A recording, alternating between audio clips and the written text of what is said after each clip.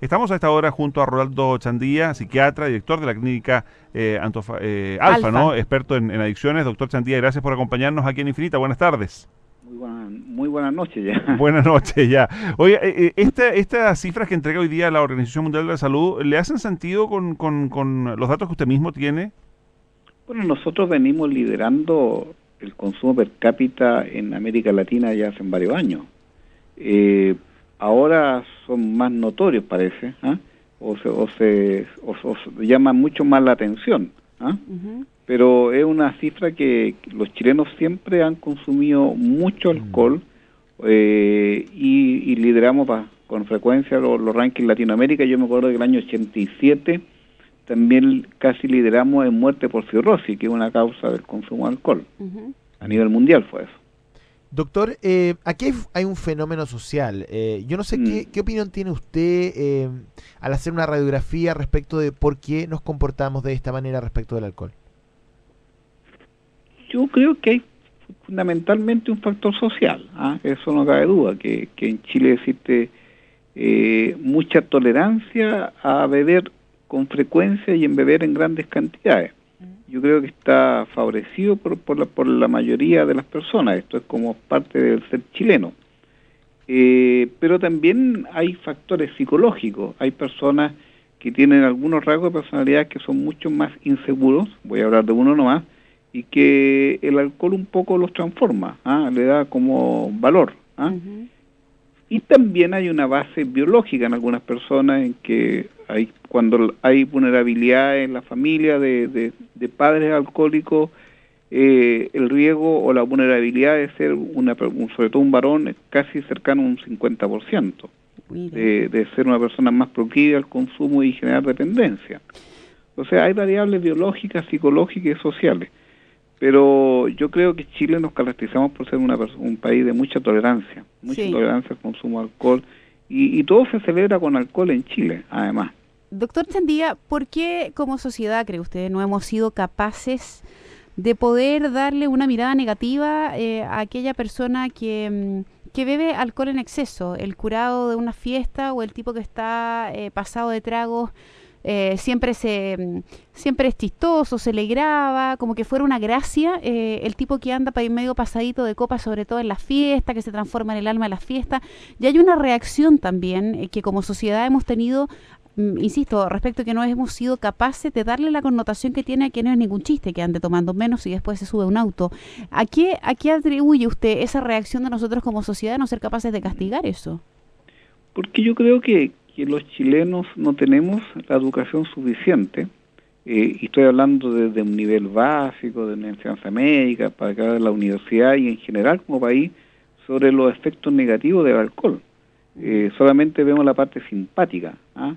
Pero como me decía un paciente, uno ve los actores pero no los ve tras bambalinas, ¿cierto? El borracho simpático que después llega a la casa y que se transforma en un energúmeno, un violento, una persona que puede hasta agredir a su hijo, a su señora, o que puede manejar, ¿cierto? Y tener accidentes.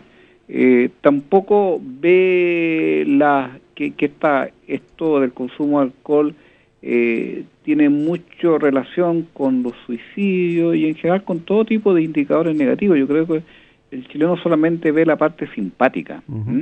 Ahora, pero no ve el otro lado, usted como que experto, nos toca ver a nosotros, que nos toca ver a la policía, que nos toca en general. Yo creo que un poco eso, hay falta de educación. Usted como experto en adicciones, doctor Chandía, ¿existe el bebedor social?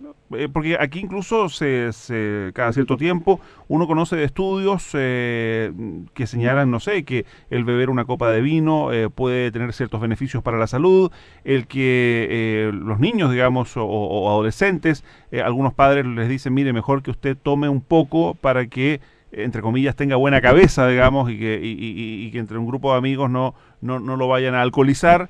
¿Eso existe desde el punto de vista médico? Yo creo que si uno ve la pirámide de los bebedores a nivel nacional, hay un 40% que la gente se lo olvida a otro lado, que son abstemios, y un 35% que serían bebedores de bajo riesgo, que sería un poco el bebedor social.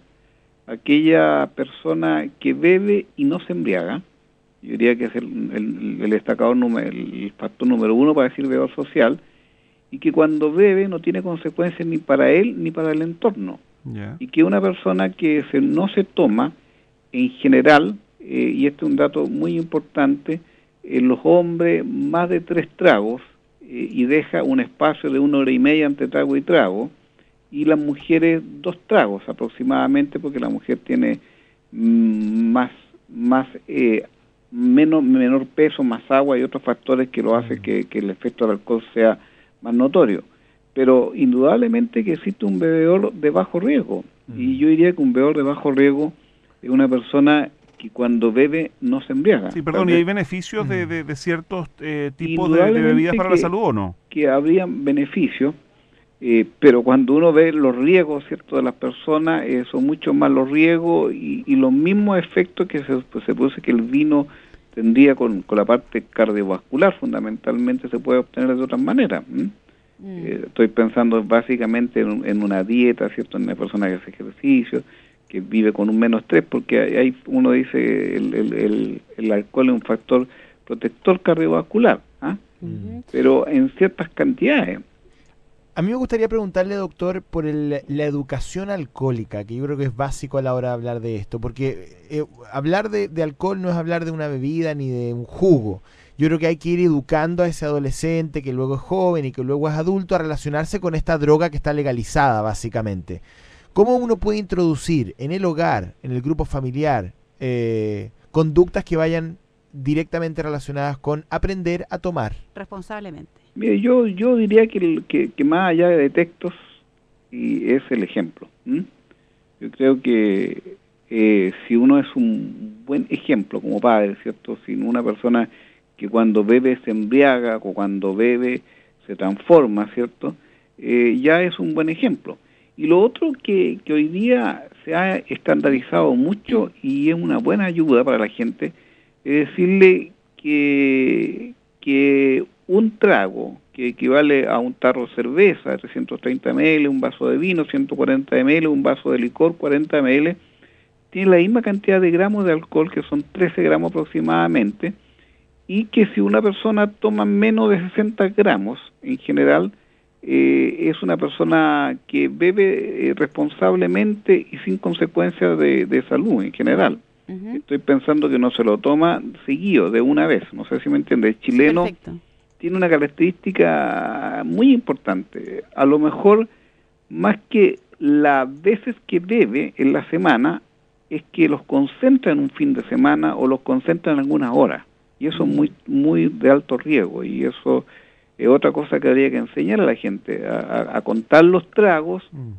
y uno tiene que decirle que un tarro de cerveza, un vaso de vino, una piscola aumenta el alcoholemia entre 0,2 y 0,3 gramos por litro. Desde ese punto de vista, perdón, doctor Chandía, ¿cuáles serían las recomendaciones para un buen bebedor, un bebedor responsable? Contar los tragos y medir la reacción. Y contar los tragos significa que existe una unidad estándar que se llama un tarro de cerveza, un vaso de vino, una piscola, y que tiene 13 gramos de alcohol puro aproximadamente, y que aumenta la alcoholemia entre 0,2 y 0,3 gramos por litro.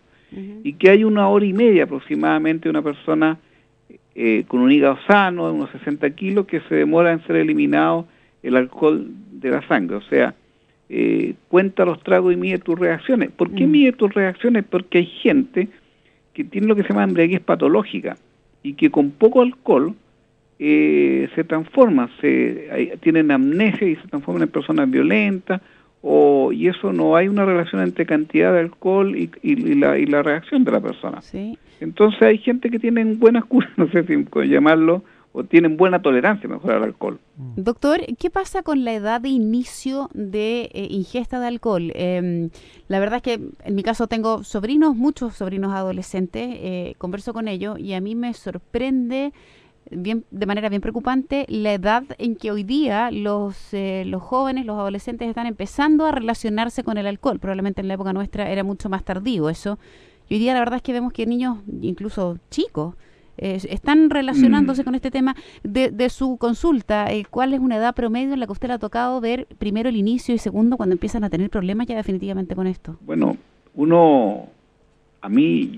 no voy a exagerar, pero yo llevo 32 años trabajando en adicciones, y antes la edad de inicio, estoy hablando de la parte clínica, no estoy hablando de datos, que uno veía gente que empezaba a beber ya con exceso, era como en tercero medio, 15, 16 años. Sí. Hoy día uno lo ve en gente de séptimo estado básico, con 11 o con 12 años, y en algunas partes, ¿cierto?, rurales hasta con 9 años, o lugares que hay más cercanía con el alcohol. La disponibilidad es un factor muy importante. Pero lo que sorprende es un poco la tolerancia que tienen los adultos a ver a jóvenes que se emborrachan y que están todavía en el colegio. Perdón, doctor, y en ese Yo me acuerdo que, ¿sí? que el padre Abun tenía un artículo que decía si los jóvenes van al colegio o al colegio con OH. Doctor, siempre me da vuelta. Y en ese sentido, hay muchos papás que probablemente nos están escuchando que tienen hijos adolescentes. ¿Cómo saber, cómo poder detectar cuando es momento de que ese adolescente entre o reciba ayuda, aprenda a beber, empiece a tener conductas responsables, entendiendo que es imposible que un hijo en edad adolescente no pruebe una cerveza o no pruebe una piscola a modo de guía? ¿Qué se le puede decir a un papá para poder detectar? Que diría cosas simples. Si el padre ve que su hijo llega pasado de copa, ¿cierto?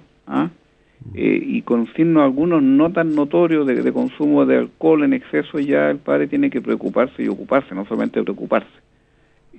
Cuando las personas también empiezan a tener conductas de riesgo y con el alcohol, hoy día estaba viendo un joven que habitualmente tenía problemas de violencia, y ya los jóvenes también empiezan a manejar con alcohol. Yo creo que esos son señales tempranas. Correcto. El manejo, la violencia, ¿cierto? Y claramente si los hijos habitualmente se embriagan los fines de semana, el papá no debe pensar de que eso es normal. Doctor Chandía, hay una última pregunta, al menos de mi parte. De sus pacientes o de los datos que usted conoce aquí en nuestro país, ¿cuántos de los jóvenes que consumen alcohol en exceso lo hacen por efecto de imitación, ya sea de su padre o de su madre? Yo no me atrevería a dar una cantidad de cuántos, pero lo habitual es que esto es una norma casi, que los jóvenes que uno ve que consumen más tempranamente alcohol y que consumen con más consecuencias, tienen padres que también son padres, que son también bebedores excesivos o alcohólicos. No hay que olvidar que en Chile también hay un 5% de personas que tienen ya una enfermedad alcohólica, y hay un 20% que beben de manera muy riesgosa. Sí, perdón, usted pone el acento en los padres. ¿Esto no rige para el caso de las mujeres? Yo creo que las mujeres nos han sorprendido este último tiempo, en términos que los consumos de alcohol en nivel de adolescencia son casi iguales las mujeres que los hombres.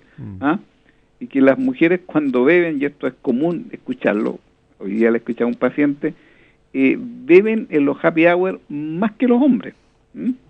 Y tienen un desenfreno mucho mayor, y se embriagan más rápidamente. Entonces uno está observando que las mujeres son un grupo muy consumidores de alcohol y de muy frecuentemente pasarse de copa. La mujer la lleva hoy día en el alcohol. Es una cosa realmente importante. Bien, doctor Chandía, le queremos agradecer mucho. Sí, a mí me gustaría agregar algo al margen nomás, que Chile también es el primer lugar en Latinoamérica en consumo de marihuana, y entonces ya tenemos 2 récords, ¿cierto? En consumo per cápita de alcohol y consumo de marihuana. ¿Qué nos debería preocupar más, cree usted? No sé qué va a pasar más adelante. Doctor, ¿qué nos debería preocupar más? ¿Qué debería preocupar más? Yo diría que si uno mide en términos de muertes o consecuencias, el alcohol, indudablemente. Pero si uno mide en términos de dependencia, el alcohol es un poco más alto que la dependencia que produce la marihuana, porque la gente se olvida de que hay los adolescentes que consumen marihuana de manera regular, hay un 20% que son dependientes. Bien, pues, interesante ahí la comparación. Muchísimas gracias, doctora. Que tenga gracias, doctor. Una buena semana. Hasta luego.